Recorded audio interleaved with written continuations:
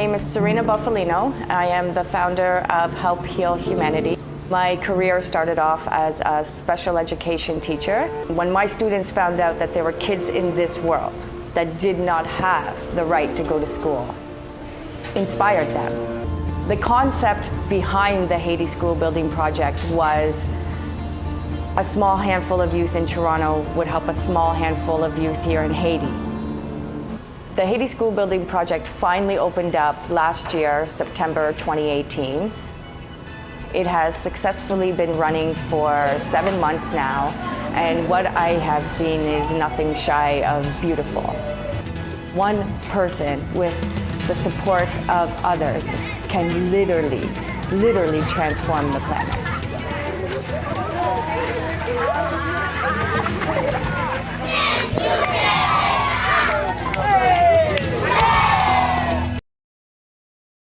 For the past 5 years, Help Heal Humanity has successfully run an elementary school in Canaan, Haiti. Due to COVID-19, the political unrest, and the recent earthquakes, food is scarce. The students attending our program are coming to school starving, and therefore causing a disruption in their academic goals. We need your help, now more than ever, to provide these students with the nourishment they need to continue their education. Our goal is to raise $100,000 so we can feed 100 kids lunch daily and send them to school in the upcoming year. Thank you for your support.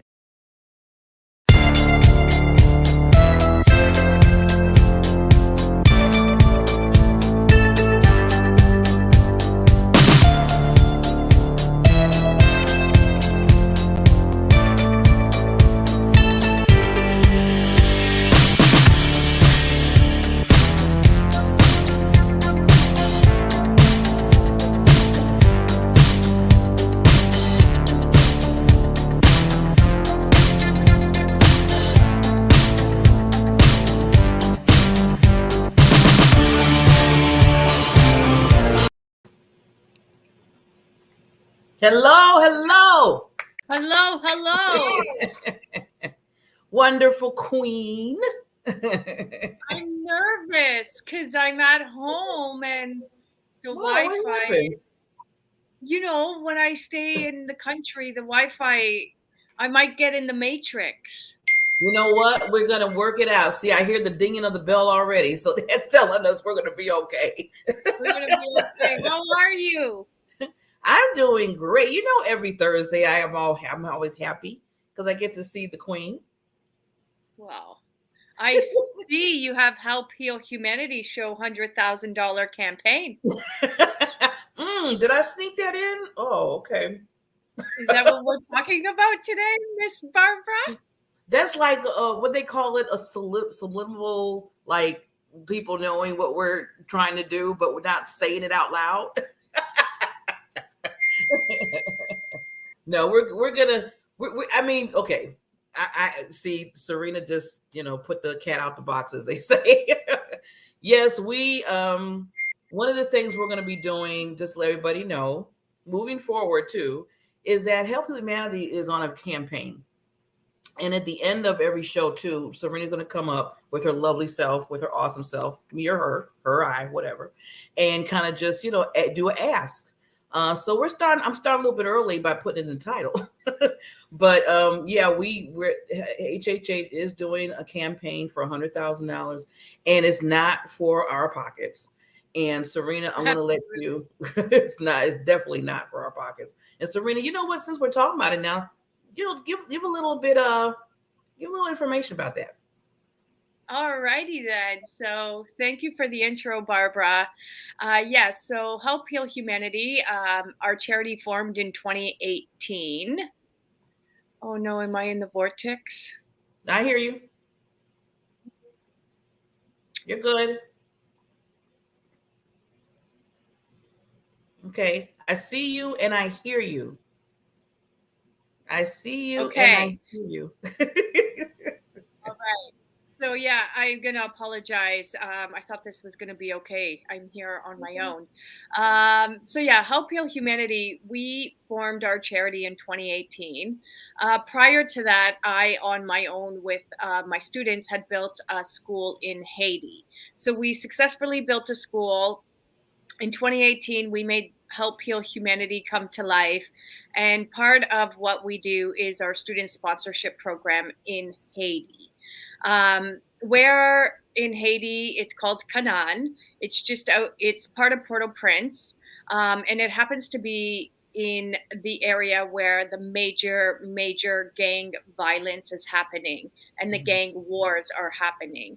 So it's a very, very, very impoverished area. It's an area that was actually created just after the 2010 earth. So Help Heal Humanity, we were one of the schools to open up our doors for children in the community. And we have very successfully been running an education program for 5 years, which we are all very proud of. However, due to COVID, we had to reduce our numbers. So 2018, 2019, 2020, we had 100 plus kids. 2021, 2022 school year, we went down to 50 kids. So now this $100,000 campaign is to be able to send all 100 kids back to school this coming September. And not only are we hoping to provide their education fees, all their school fees, their textbooks, 2 uniforms, school bags, school supplies, but the malnutrition rate in Haiti has gone up like 80% in the past year with gun violence and gang war and, political unrest. And so this year we are hoping to implement a daily meal, as we know that is the only meal our students receive in a day. And because the malnutrition is so intense and so severe right now, it's actually causing a disturbance in their learning. So in order to keep our program thriving and our students thriving and our routines in place, we really want to give them a meal program at least once a day. So the $100,000 campaign, again, is to bring 100 kids to school this September, full education fees, textbooks, uniforms, school bags, school supplies, 2 daily snacks, a bottle of water, and a hot cooked meal at lunch. So that is our goal. And I'm just, hoping, praying that everybody on the board and everybody who's listening to us will do just a little bit. Hopefully some people who have the bigger pockets can do bigger donations. But, this is a really, really big global community effort. So if everyone just gave, $5 here, $5 there, all that really does amount up to significant change. And so this is what we're trying to do. And we're really focusing our efforts on that, especially over the next 8 weeks, 12 weeks. I put myself on mute because I want everybody to hear the wonderful Serena. So 12 weeks, that is very short. It's like right around the corner. You look up, we're already in August. And I was just thinking about that the last night. I was like, wow. I was just thinking about June. We're in August right now. And kids go back to school, like you said, in September. So we have that, that little, thing to say, okay, we need to make this money. Now, I want to say this, and I presented this to Serena too the other day. I said, I asked her, I said, so for one child, let's just do some math here. Because when you see a big number like 100,000, you're like, ugh, But if you kind of break it down in chunks, then it becomes more manageable in your mind. So you have a child, let's just say, because we want the meal prep plan too, because as Serena said, they only get that one meal. So if they don't get that one meal from the charity here, they don't get fed. That is, just sit back and pause for that for a minute. Everybody can, if they get hungry, they can go to McDonald's, they can go around here, they can fix them, they go to the grocery store. They can't do that. That's why they need us. So with that alone, Serena, now help me if I'm wrong, if I do the numbers wrong, isn't it per child $500 with the education, but it's $1,000 for if it's the meals included? Yes. Okay.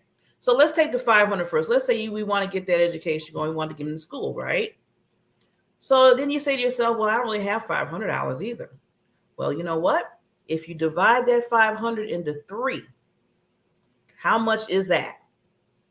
Maybe 150? 150 now? Nope, 175. 175? Okay. Probably manage that, right? And then you say to yourself, who is 2 other friends, family, or just associates that might have another $175 with that they could just do that one time or whatever. If you do 3 I'm times, in the vortex. Yeah, you're in the vortex. I'm still talking. So if you times that by 3, that's the $500. That will help one child. So see, when you start basically, taking that big number and just putting it in little tiny number, then you say, I think I can do 175. And I just use that as an example for 3. Say you want to split up into 4. That's less on you, less on the other people. So I'm just trying to make people see that there's a way to do it. Now, we always ask for anything. I mean, I'm not saying, okay, just do this and then you can't give nothing else. If you can give $5, I mean, we're like, yes, thank you so much.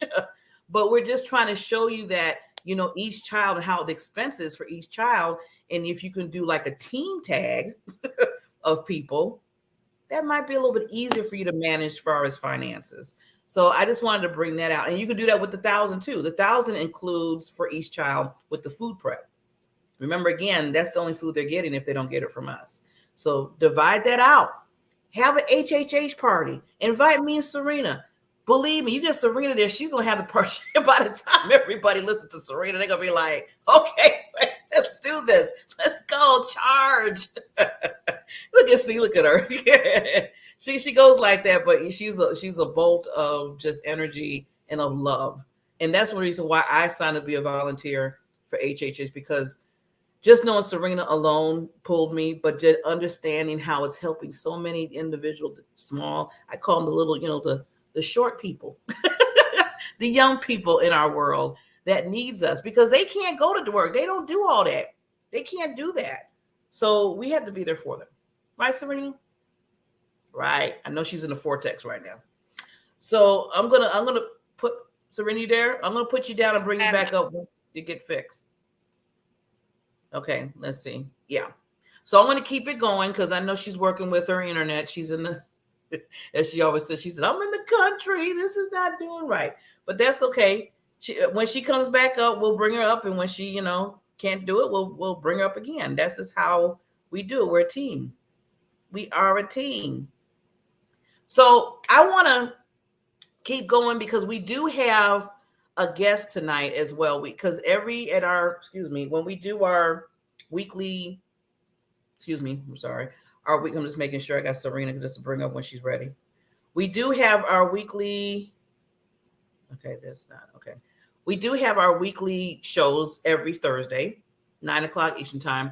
And with the show, first half is like a teachable moment, something that you can learn from regarding nonprofits, learning more what HHH is doing, Help Humanity is doing in the world. We want to keep you with what's going on with the trends with HHH. And then the second half, we talk to other nonprofits. So we was thinking to ourselves, I said, wouldn't it be nice to learn other nonprofits beside, that's doing so many things for the world, and ever since we had started the show, me and Serena, I've noticed that all the nonprofits that we bring on, her and I, every time we're done with the show, we're like, OMG, we did not know that there was a nonprofit out there that was helping out, like the children or, different areas. I mean, we had nonprofit on about basically getting bras for women. And we were like, that's kind of interesting. But found out that the homeless women, and the women are out there that can't afford, they didn't even have a bra they can wear. And there's an organization that's handling that. And I was like, see, you never know until you get the awareness. So I feel like this is so powerful, this show, that we can get the awareness of different nonprofits and what HHH is doing, what Help Humanity is doing, and also what other nonprofits are doing for the world and making it great. So tonight we're going to have a nonprofit. They're going to come on in the next probably 10 minutes. It is Empowered Fathers in Action. It's going to be really, really interesting to talk to them. It's EFA, and it's the chief executive officer of that is Chris Salem. So he's going to be on in a little bit. But before we bring on, our spotlight nonprofit in probably in 10, 15 more minutes, we wanted to do a quick teachable moment. And I'm going to see if Serena is, let's see, I see her down there. But, oh, there she is. She popped, hey, there she go. I know she was in the vortex and stuff. She's back. Yay. So Serena, we're going to just I don't think so. You don't think so? Okay, I'll keep it rolling. Oh, I miss my partner in crime, but that's okay. This is what we do. See, this is what you call team. This is what you call a team. You know, that's why I love co-hosting with Serena, because, you know, if I can't do it, she's there. If she can't do it, I'm there. We hold each other up. And this is what it's all about, being a team, right? So I'm going to try one more time. I see her down there. We're going to try one more time here. Serena, like, no, okay. she's looking at me, like, no, Barbara, let it go. Okay. So what I want to do is I want to do some teachable moment before we bring on our nonprofit. And last time I was talking about the different, in fact, let me just bring this up. And I'm going to kind of go to the beginning just to give you a refresher course here. So with nonprofit organizations, we talked about a few weeks ago about how to start a nonprofit organization, and there's steps to that. In fact, there's like 12 steps. We're kind of just massaging the first 3. So the first step was, why do you need to start a nonprofit, or why do you want to start a nonprofit? That would be the first question, you know. And then the second step was build a solid foundation. And some of these steps might be a little familiar, because familiar. Let me get the right word out. It gave me, it was like the same type of steps that you would do if you were building, like maybe if you started your own business. Nonprofit is a business. It is. It's just a nonprofit that you're helping, you know, the greater good of others in the world. But it's still a business. You still have to run it and make sure that it's doing what it needs to do. So I'm loving that the steps that we found to start a nonprofit is, you know, first you got to know that why. You need to know why you're starting it. And I know myself and the wonderful Queen Serena talked about, you know, the different why. She gave her wonderful why she started. You know, I mean, she was basically, you know, and it's funny, I love her story, because she said when she was much younger and she was trying to go to school, she was like, she didn't like it. She didn't like it. So with that, you know, she basically turned it around. She got older, and all of a sudden, that's her livelihood, is teaching. She loves to see the children when that light bulb comes up in their head. She loves to see them when they look at her and they say, oh, Miss Serena, you know, Miss B, we learned this and this. And that just builds her up in her heart and her soul, because she knows she was struggling when she was younger. And now she turned the tables and said, you know what? I want to be that teacher. I want to be that leader in children's life. And that really provoked her to go to the point of, okay, how can I help other children in the global area too? So she's seen the need, and her heart stretched out. I mean, her heart totally stretched out. I think she's good now, so she can kind of, Serena, you're back. Yay! My queen back. So, yay, let's catch you there.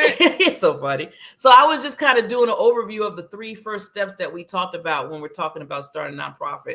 And I was kind of talking a little bit about the why and giving your little story, but you know, you can only do your story more than me. But I think we're good, right? Yeah, I think we're good.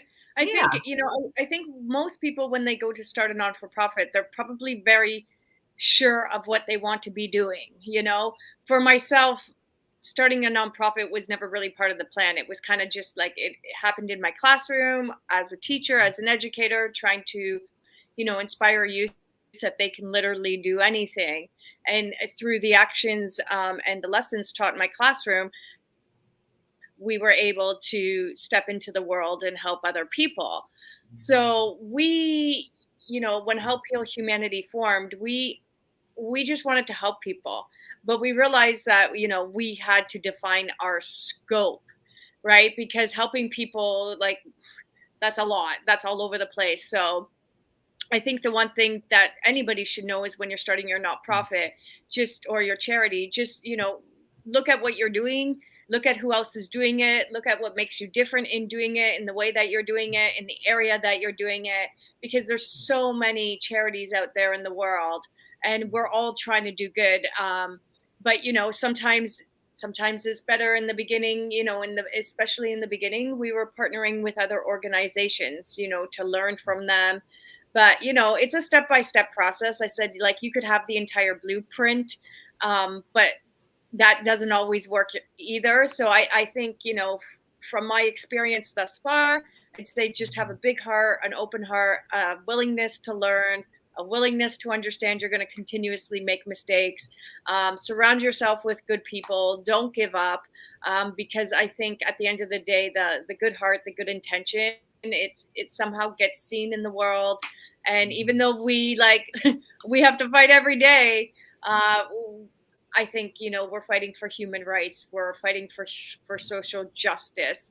And when we do that, we just pray, we hope, we dream, we believe, we trust, and hopefully that funding comes in, because, we're not shy of programs. We're not shy of things to do in the world, and neither are other organizations. It's a matter of funding, and funding is, again, the hardest thing, especially in today's times. Yes.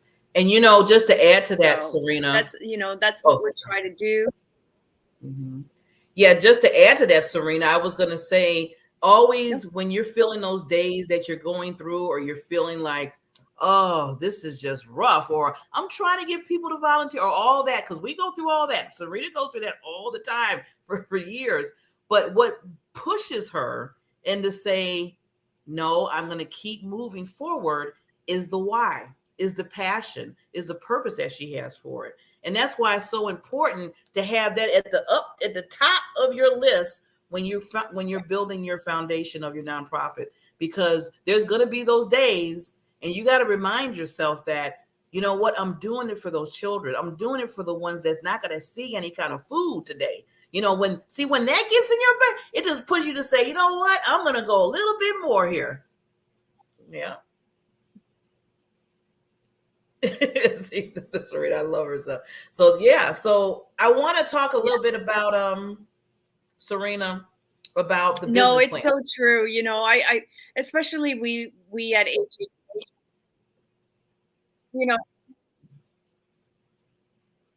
Go ahead. I think we have a. So can you hear me? Okay. I mean, can when hear it comes you, to I think there's a delay. lag. There's a delay.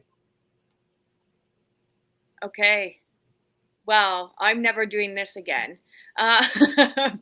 So yeah, I mean, the business plan is essential.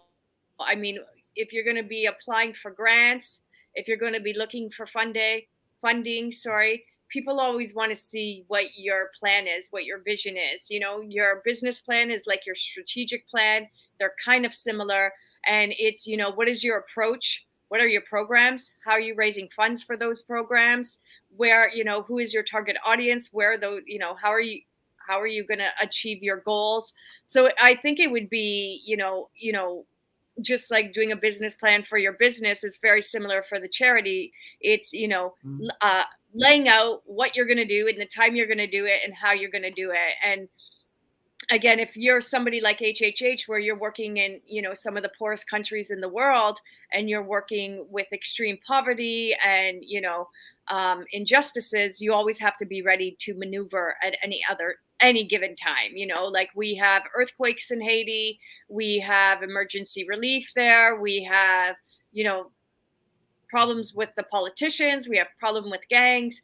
That's just the nature of the country that we work in. So even though we might have the best business plan and the best ideas, sometimes when you're working in such extreme circumstances, you always have to be ready for the unexpected. And, I learned that in my class working with, the youth that I work with, when have severe mental health and crises is, you have to have a plan, but you always have to have a backup plan and another backup plan. And you always have to be ready to navigate in the moment. So, and again, especially in the business world, which I'm learning, and the non-for-profit world, is measurable results. People want to, not only do they want to see what you're doing, but they want to see the impact that you're doing. right? So, we have X number of students going through our program. We have X number of people who've received our meals. We have X number of business collaborations, and that number, again, life is changing, people are changing, your circumstances are changing. So, you have to have a set goal, but you always have to be ready for the ebb and flows of life. Yes, definitely. So I want to just, Serena kind of summed that up really well, far as, having that business plan and looking at it, like I said, it's just like having when you open your own company, but basically this is your nonprofit company. It's a business you have to run. So there's some things that you have to think about when you start maneuvering in that. And I love how Serena said it's a strategic type of plan as well. It is a strategic plan for what you're trying to do. So the first thing, I'm just listing some things that are on the screen right now. You want to make sure you're always doing marketing research. Do some marketing research. Look at other nonprofits, especially the ones that might be tailored to what you're thinking about doing. Don't reinvent the wheel. Some people want to reinvent a wheel, and I'm like, why?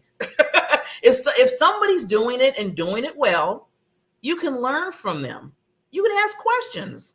Some people are like, well, that's competition. No, it's not competition. Everybody's not going to reach the same people that you're going to reach. Yeah. So learn from each other, help each other. That's why we bring that's why we also bring spotlight on other nonprofits, because we're learning from each other. There's been so many that came on the show that want to do so much with Serena, with HHH, because they feel like they can see that, we're both have the same heart and the same goals. So do the research. Look at what other people are doing. See what kind of good and bad and challenges that they did, and then go from there. Right, Serena? Well, yeah, that's it. I don't think what HHH does is uniquely different from what other charities do. The thing that would make us, different is that we really go into the communities that most of society is not servicing. So we are like the only face and or charity and or hope that the community sees. But then the other thing, which makes it both absolutely beautiful, but until we got it figured out, it also makes it a struggle, is we don't have paid employees at our charity. And I think that's huge, because when people donate to our charity, they know sometimes 100%, at the minimum, it would be 97% of their donation is going directly to the cause. That really separates us. Can a charity sustain itself based on volunteers? That is the question that we are still trying to determine. And, I think that's the hard part, is because volunteers come and go, board members come and go, but how do you keep the charity going, and how do you keep your volunteers engaged? Because at the end of the day, they are giving their time and their energy. And so they need to be appreciated. They need to feel loved, and you need to try to hope that they stay. But, it is a high turnover rate when it's volunteer. So I think, minimally, if people can get funding, which HHH hopefully should start to look into, is how do we get funding for at least one, 2 people at full time with a salary, so that we can keep that level of commitment going. Yes, definitely. And the thing, I always take it back, Serena, where when you have because it's a volunteer organization, like you said, and they're not getting paid, is that you have to have that buy-in, what I call quote buy-in, from them, so they know what the why is. Now, we know your why, and we know you just have a heart of gold. You just have a heart of gold, and you want to help children. So people that are going to volunteer, you have to see how their hearts are. You have to see where their mind is at.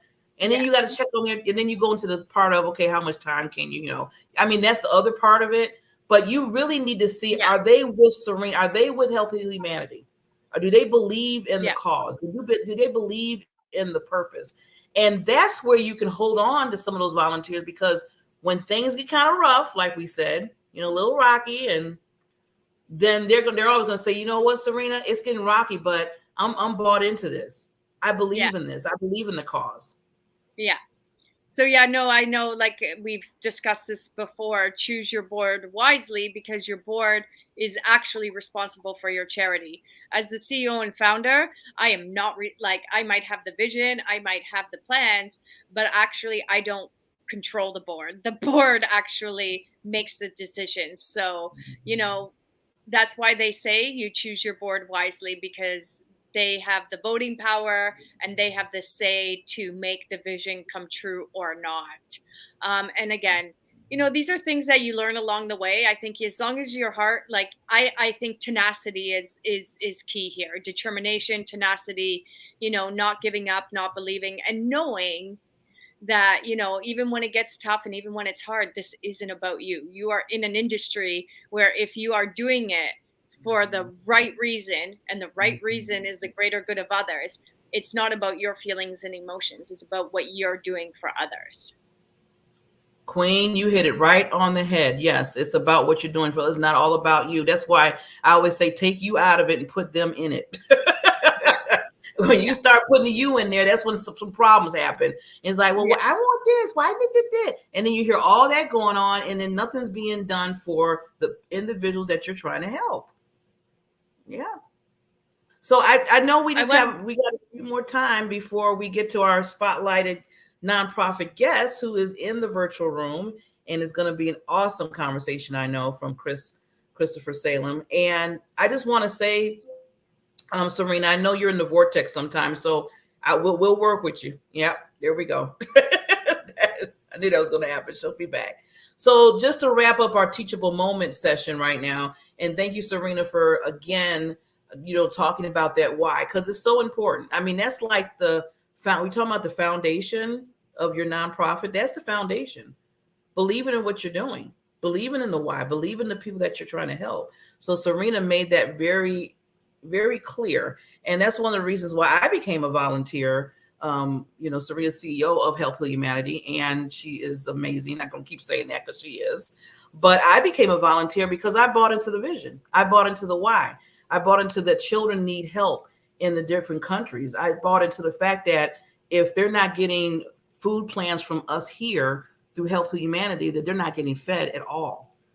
That right there should just totally just somewhere down in your brain and in your heart should tell you that we need to be doing something for children. We need to be doing something for these children in the United States and in the global. So with that, let's see if I can get Serena back. Let's see. Serena, you back, lady? I'm back. I'm here. You're back for a minute. Okay. We're going to keep, I hear you. Now there's a little delay. So maybe I should go real slow. But yeah, we're gonna give our sponsors some love. And then, before I give some sponsors some love, I want to introduce, because I want to make sure he has all the time to talk about his platform, because I've been reading it, I've been looking at it. And Serena, this is another amazing nonprofit we're going to have on. So it's called EFA, Empowered Fathers in Action. I'm just looking at the title. I was like, yeah, this is going to be. So united in their concern for America's current generations of young men, Joseph Cohen, Christopher Salem, both fathers who care deeply for their sons, and Davey Williams, all authors, speakers, and coaches, have developed a broad spectrum of resources that will provide fathers with the insight, information, and tools they need to play a more engaged, supportive, and influenced role in the lives of their sons. The fathers of daughters will this is the part, I just love that part, but listen to this part. Their programs will help reduce bullying incidents, raise self-esteem, and decrease the rates of teenage suicide and school shootings across the United States. It is designed for socially responsibility corporations and communities across the global.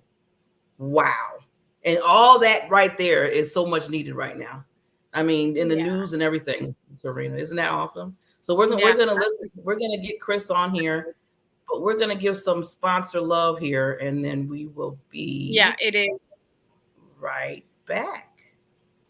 Well, when you do nothing, nothing happens. Best time to take action is now. This is the time to work on you and your business. So I've created a group, an online academy for professionals and entrepreneurs. Power Partners will help you to start helping yourself. Helped me change my life and my business. Not a Toastmasters, it's not a BNI, it's not any of these, but it is. So it's all this stuff in one place. Get the results that you deserve right now. So what are you waiting for? Let's make it happen. See you in Power Partners.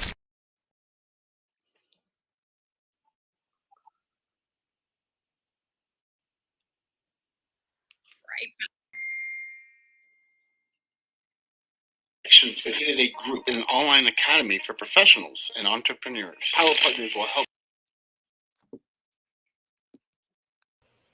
Now it seems like I went to the vortex. Hi, Chris. How you doing? I'm doing wonderful. I know Serena's having a really bad internet issue, so we're working with her here. It happens. That's the reality of the world we live in with technology, right? I know. So just to introduce us, because me and Serena, we host this show every Thursday. We co-host it. Basically, Help Heal Humanity, created from her nonprofit organization called Help Heal Humanity. And we decided to say, you know what? Not just half of the show talking about what's going on in the HHH, as we call it, but we wanted to spotlight other nonprofits. And I'm telling you, Christopher, with yours and a lot of other people that are coming on, it's just been blowing our minds of how many people are just, the hearts are out there. And your heart alone right now, I just want you to I'm just reading that. I just got excited. You can hear it. So give us a little bit about what you do. Sure. And then we go into some questions. Well, first of all, I want to thank both of you kindly from our hearts, not only from myself, but from everybody at EFA Movement for having us here tonight. It is a pleasure to serve. It's through partners like yourself that we're able to, leverage that, what we're doing and how we can help, the world be a better place. So what I do is I'm a CEO and co-founder of Empowered Fathers in Action. We're a 501c3 organization dedicated to helping and empowering fathers really step up in their roles to be more than just providers, but play an instrumental role in the development of their children. Even though we started off primarily with sons, because we felt there was a strong requirement in that area, but this also applies to daughters as well. And we feel that if men can really step up in that role and play a more instrumental role in their development in terms of confidence and self-esteem, this is going to shape our future leaders in our homes, in our communities, and our businesses. And we are committed to lead by example and provide the tools, resources, and awareness to allow other facilitators and families be able to tap into these things to really work on themselves so they can be better examples and resources for their children. And we're not limited to just the dads. We also include the moms as well, because we feel that it's a two-way street. When you're growing up, you got to have a mom, a dad. And if you are from a single parent household, then it's either, we can help the mother, but also work on where can we have a father-like role that could help, in this case, more or less a boy and a girl, so that they could help shape them to become everything they're meant to be when they come into the world. So we are committed to impacting millions and millions of people worldwide. And it's through the help of people like yourself that we're able to get that message out there. And it is a pleasure to be here. Well, I'm super stoked to have you. I was a special education teacher for 15 years. I guess I still am. And so I worked with some of the most at-risk youth. And unfortunately, as you say, the majority of my students, unfortunately, were young Black males, because they were the ones that were, in the system. And a lot of them, like you said, were without fathers and or vice versa. So it's exciting to me to know that there's a service like you out there, because I think it's so important in kids' development. And, that's kind of the most important thing. Like you said, these are our future leaders. So we need to teach them how to be kind, how to be resilient, how to be, empathetic. So I'm just curious, how does that work for you? Do fathers contact?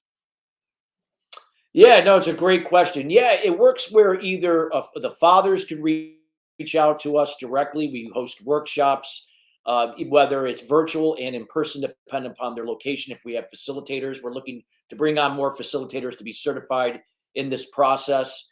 Also, we work with schools in terms of, we have a curriculum program that we offer for schools as well. That could be for public schools, chartered schools, and private schools as well.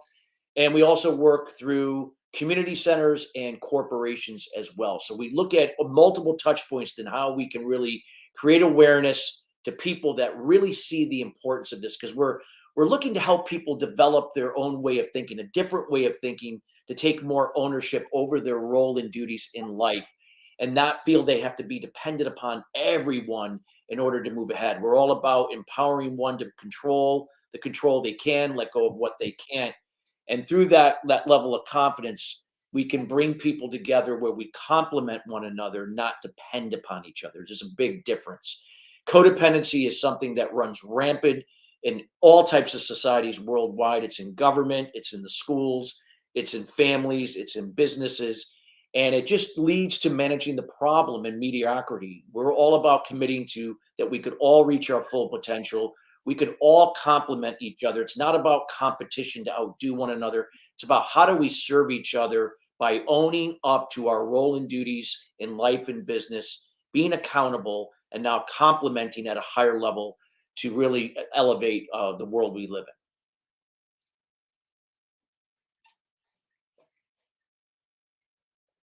in. Oh, I can't hear both of you. Well, Okay. I always There you go. Now I can hear. okay. Well, no, I mean, I absolutely adore what you're doing. It's kind of what HHH is hoping to do in the world, right? Like the ultimate thing of what we want to do is to teach the life skills, teach the social skills, teach people how to be human. Yes, we believe in education, but there's also that other social emotional concept that is not really being delivered. And so I think it takes programs like yours, like ours, and many others out there to be able to go and teach these kids these things, because those are the coping mechanisms that not just children, everybody in the world needs. We need to know our triggers. We need to know our strengths. We need to know our weaknesses. We need to know how to deal with those things, our triggers, and our coping mechanisms. And so I think it's absolutely amazing what you're doing, how you're doing.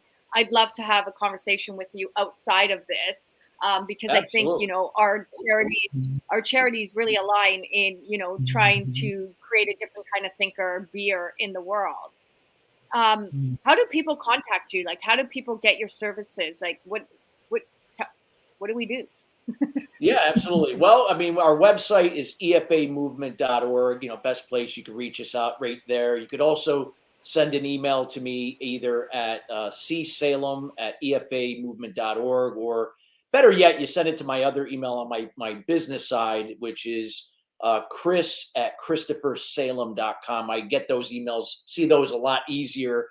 And that's the best way to reach me. And I'd be more than happy to have a conversation and talk. I mean, it's all about collaboration. It's all about leveraging our strengths, like you said, and and offsetting our weaknesses. And how can we work together to make a bigger difference in the world? Yeah. Well, one thing I wanted to say, Chris, because we still got some time here, is reading about what you do, because there's a lot of things going on, like you said, in the world with the shootings and the suicide and all that, and that's taking on a lot. And then, you have the teenagers and especially the young men that you're showing, that you're trying to, show that, okay, all this is happening, but we just want you to know that you need to show love. You need to do this and this. So it's kind of like you're pulling them, saying, I know you're seeing all this. We're all seeing this. The world is seeing this, but we need to take it to a different level to, to move away from that part. So how do you respond to that? Because I know it's difficult, because it's always happening. I mean, in the news, it's just like all the time. It's just a vicious cycle. Because again, we only know what we know, and a lot of times we don't realize the things that impact our confidence, our level of confidence, our self-esteem, how we communicate to ourselves and other people, our behavior, our attitude. Many people grow up thinking that things happen to us. We're the victim, the excuses, rather than it's happening for us, seeing the opportunities disguised in the challenges, pain in the body. Challenges are meant to help us These are messages that meant to, what can we learn to become, to do differently and have better results. It's not happening to you, it's happening for you. So our whole philosophy is helping parents to really change their way of thinking, learning to overcome their own self-limiting beliefs that they developed during their child development years from their own parents, and then be able to overcome them so now they can be better examples for their children. This will reflect in their communication rather than being passive or aggressive. Passive meaning they're pleasers and enablers of their children. They'll say yes to everything just to kind of get them out of their hair, so to speak. And that just enables the child to be codependent and then pass on those behaviors on to other people, their own kids. So we're all about helping them to change that so that when they can be a better example and a resource, children are going to observe and pick up on these positive traits that in turn is going to raise their level of confidence. So they're going to learn to take responsibility for their role and duties in life, even at a younger age, so that they're able to see things happening for them, not to them, and know that these challenges is what is necessary to help them grow and be able to take on any kind of challenge going forward and make better impact in their homes, communities, and their businesses.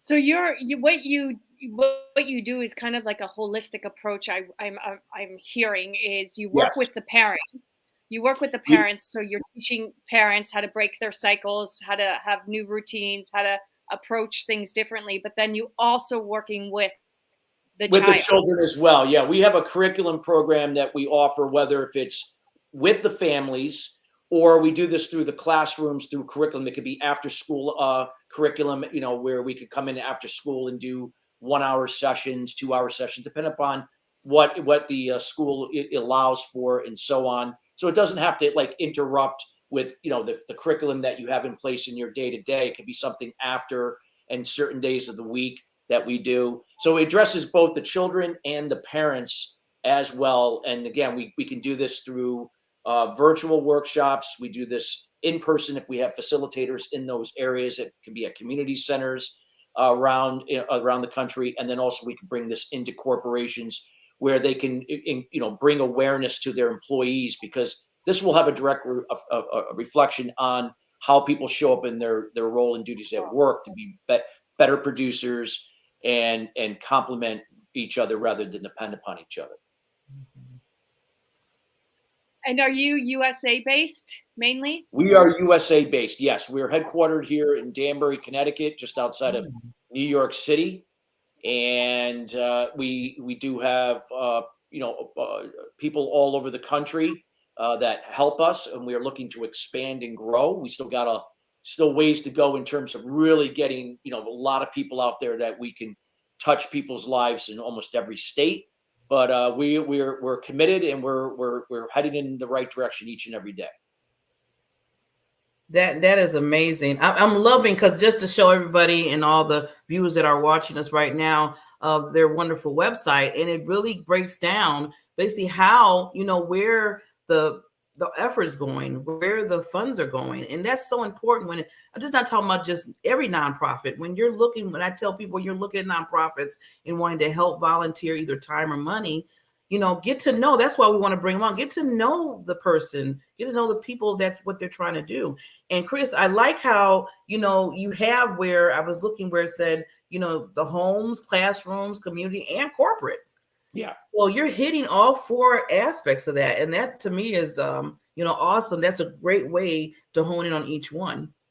Yeah. It just adds value, because a lot of the principles we teach will help people to perform better in their jobs.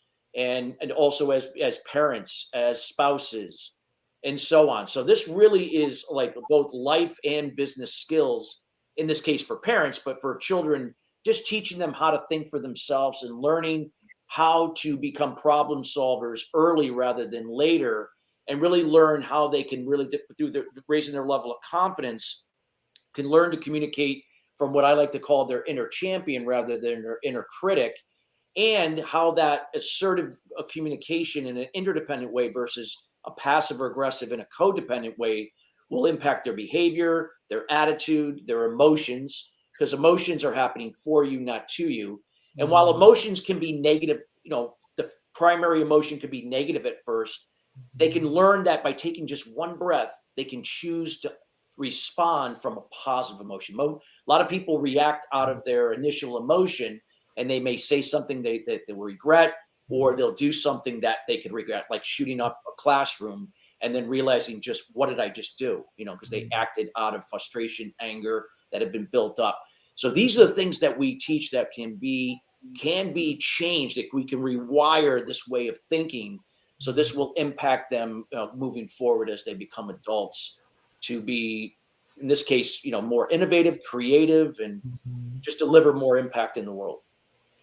Yes. Well, you know, I'm like absolutely in love, because I think I'm coming from a place where we've actually seen people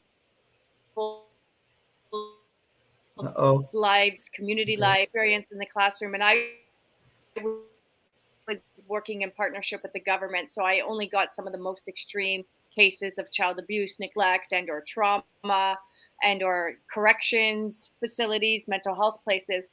And I would role play with my students, and they would come up to the front of the desk or come up to the front of the classroom, and we would improvise. How could you do that better? How could you change that? And my students used to look at me and they'd be like, "Miss, nobody talks like that," or "Miss, nobody acts like that." And I'm like, no, actually, if you start to act like this, if you start to speak like this, if you start to believe it, and you start to see, and it took time, but those who were invested in over time, they started to see like, wow, this really works. You know what I mean? And so when you see people, individuals, families, communities shift just based on the teachings, the life skills, the social skills, like you said, giving them the tools to learn how to navigate their emotions and their feelings, that is transformative across the planet, you know. And that, like, what's so hard to get people to somehow recognize the importance of this, because it's like you said, if workplaces, instead of having like a, you know, after hours, I don't know, cocktail drink, if they went out and went to go be of service, it starts to create a different kind of like morale. It brings people closer together. People connect on different ways.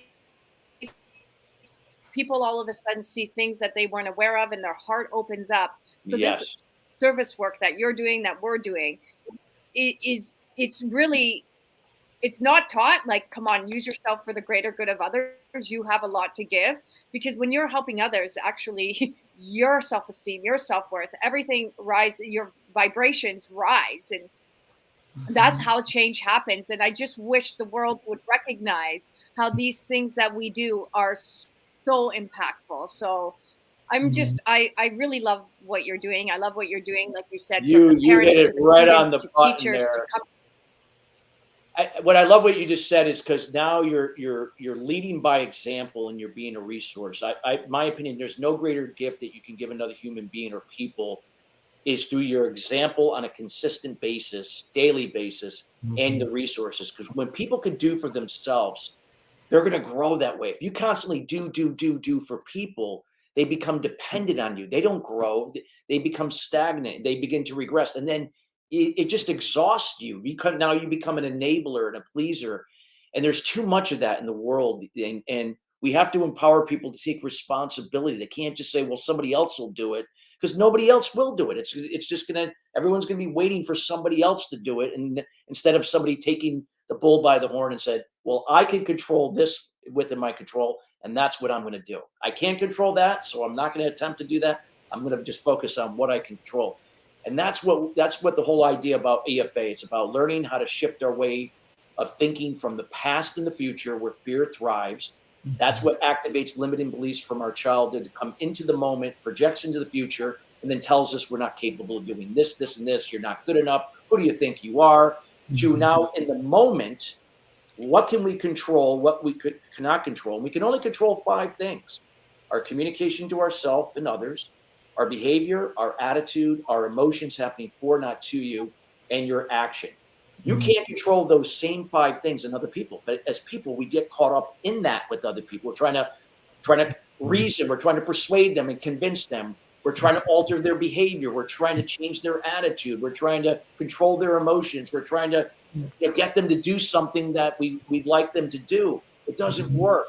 We can't change COVID. We can't change the economy. We can't change death, taxes, the weather. We can't control any of that. But instead of, if we could focus in the moment on what we can control, trusting the process, letting go of what we can't control, it just always ends up leading to the results we see if we trust that process. That's the premise of EFA's thinking and thought process, how we are looking to help people change the way they think. So this will decrease worry, decrease stress, anxiety, and all of a sudden people are not going to be dependent upon these antidepressants and these medications that all they do is manage symptoms and create more issues and don't solve problems. All the answers, for the most part, are within each and every one. Well said, well said, well put. Wow, Christopher. Just to add to that, and this is what you're doing, and Serena, because I always, when it comes to nonprofits, I just put you up on these pedestals because you're just helping making the world change in certain ways.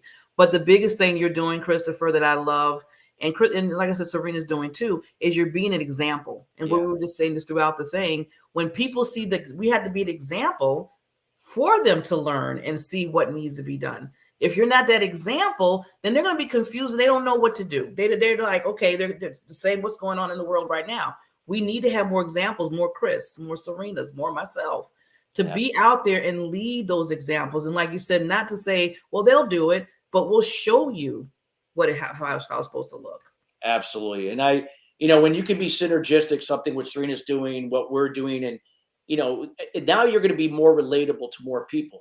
And that's the thing. And people are looking for things, but if you can, be the example to help them go within that, to do these things for themselves, and then they could pass on that through their example. It's just like a domino effect. It just passes on. People end up picking up on it. Doesn't mean everyone's going to change, but if we can get one person to change and then another person to change, but it's on their time and that they're taking the initiative, no one's forcing them to do something. It could just provide greater impact. And I think that's how change for the better happens long term. And it's not telling people what to do, it's sharing and allowing them to decide what that means to him or her. Yes, definitely. Well, Chris, I know with time, what we usually do is we want to at least give you 30 seconds to say anything that you want to add. Sure. And then we'll close up the show. So we're going to take myself down and Serena, and we'll be right back. Sure. So one of the things that I would just like to leave the audience is a statement that I live each and every day, and we teach and share with everybody that we impact here at EFA Movement. It's a statement called give without expectation. So you're giving from empathy and kindness, not pleasing and enabling, knowing when to establish healthy boundaries so people don't take advantage of your good nature. Give without expectation, receive without resistance, meaning that when it comes back from somewhere else, if it serves you, your well-being, your relationships, your business, something that's going to nurture you and help you to grow, you receive it without hesitation, without resistance. Because you can't give what you don't have. You have to fill your cup. And when you keep circulating the give without expectation, receive without resistance, it just creates more flow, positive energy that can impact so many people in the world. I've tested this step process and this statement for 24 years, and I can tell you it works. It's powerful. Now, I'm just sharing from my experience. I'm not saying that you're gonna believe in that. That's up to you. But I always like to empower people to share that and just give it a chance. Put it up in your mirror, write it out, give without expectation, receive without resistance, and over time begin to see how things start to transform in your personal life and everything that you do. Yes. Amazing. Look at Serena. Love it. See, I mean, there's people like you on this earth. I mean, you and Serena, you can't help but smile and get excited. I love it. I love meeting people like you, Serena, and you, Barbara. It's a breath of fresh air. Believe me. It is. You know what? You inspire me. You motivate me because I think we see that, we know it, we know the capabilities. And it's like you said, I always say, give without expecting anything back in return, and then you'll be rewarded tenfold. It's so you speak my language. You 100% speak the HHH language. I'd love to have a conversation with you outside of here. Yes, please. I'd be happy to chat with you. Set up a time we can talk on Zoom or whatever platform is comfortable for you. And Barbara, Definitely, you always definitely. find the best guests. You always find the best guests. Well, I had to thank Madeline. Oh, Madeline, yeah, Madeline hooked up. Yeah, Madeline is the best. I love her. I've known Madeline for quite some time. She's the greatest. I'll call her a rose and a queen. And when she told me about you, Christopher, and I knew you from before because you know Lawana Bradford too. Yes, I've been on Lawana's show, and matter of fact, I'm going to be on her show at the end of this month. Oh, see, again, I'm going to be on again. Yeah. See, I love Lawana. She's great. She's great. We're partners in crime. So this is wonderful. See how it's a small world. And so glad that we were able to bring you on to represent your wonderful cause and what you're doing.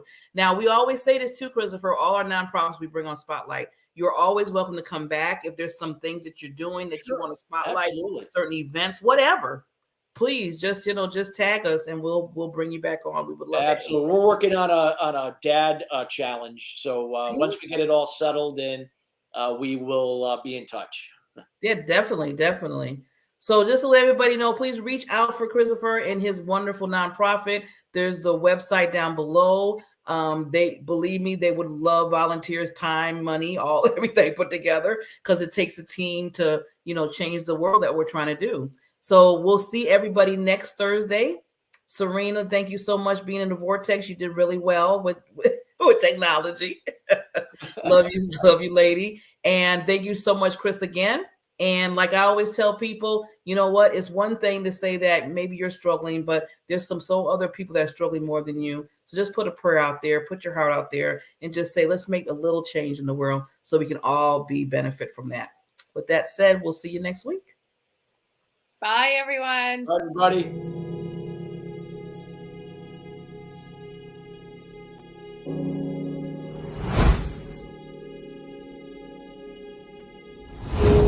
And although it may seem a little mundane, packing up boxes and being on the assembly line, what we're really doing is putting in hundreds of hours into the people on the streets who need us. And they need us in a way that none of us will ever understand. And for the last couple of weeks, I've been on the grounds every day. They know we're coming today, they know we're coming tomorrow, and they look forward to seeing us because we're the one little bit of hope that they have to have a warm meal in their bellies and to know that somebody in the world is actually caring for them and loving them. And without people like you showing up today to give your time, your energy, and your spirit, none of this is possible. So I want to really say thank you to everyone because what we're doing here today may seem small, but it's actually really, really big. And it's impacting hundreds and thousands of families. So I thank you, I love you, I look forward to doing this with you today.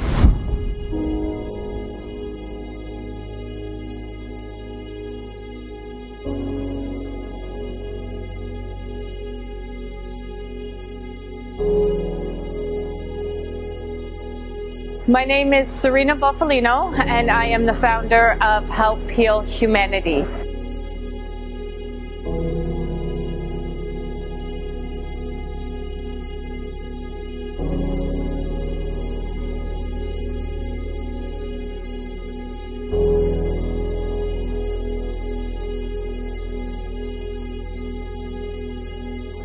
Help Heal Humanity is a charity that is focused on unconditional giving, love, and support to some of the most vulnerable communities in the world.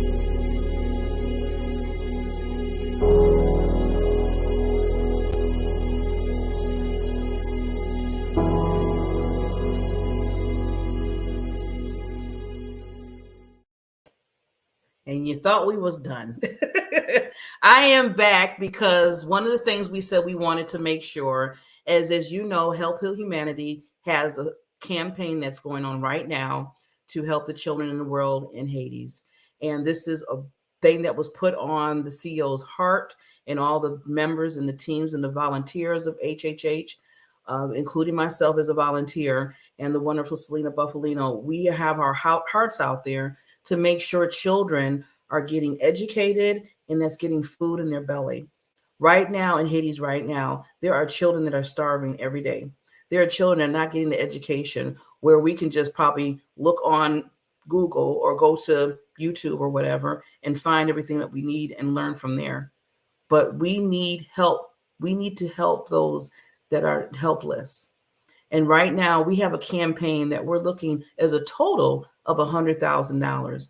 But like I said, let's crunch down those numbers. Let's not make the big number stop us from saying, I want to help. 15, $5, $1 would help. We always say one child in Haiti, we need at least $500 per child to give them education. That's not even including the food plan that we want to give them. If you divide it up into 4 people, that's like what? 100, maybe $120 per person. So let's not make it so much of, well, it's a big number. I'll let somebody deal with that. Maybe I'll let a corporation or what have you. No, let's all put together and be a team and help each other out. And it's not helping us. We're not getting paid for it. The money's going over to the children.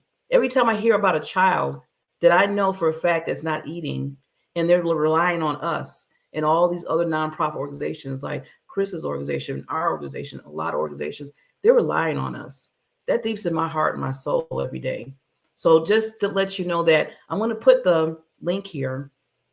And I just want you to go to hhelphealhumanity.org and you'll find a donation. And when you do that donation, don't look at so much as I'm giving to an organization. Look at it as that you're giving to a child that's in need, a child that's looking for that next plate of food, a child that's looking for that next book that they can read and understand the language of what they're reading, looking for a child that can grow up and learn the social aspects overall so they can live and grow in this world like Christopher is teaching them and what he's doing and what his organization. Let's just come together and think about that. And then from your heart and your soul, the money just comes. The money just comes. So with that, we'll see you next Thursday. Again, we appreciate you. We love you. And always show heart, not like I said, just for yourself, but for others, because this world needs our love. Thank you so much. We'll see you Thursday.